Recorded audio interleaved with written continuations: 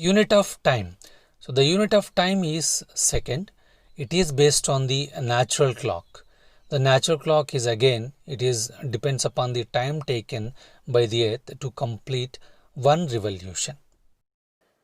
So 1 second is defined as one part of 86,400 parts of a solar day. So solar day is equal to 24 hours. 1 hour has 60 minutes and each minute contains 60 seconds. So when you multiply this 24 into 60 into 60, so total you will get 86,400 parts.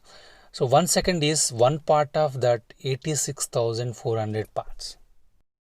So in your coursework, for accurate measuring of the patient's pulse, that is number of pulse beats per minute, you use the second hands of your watch. Other application of unit of time, that is second, is for studying the heartbeat of a patient by electrocardiography. Beating of the heart must be measured in tenths or thousandths of a second. So to know that, you should know what is second and what is the unit of time, that is second.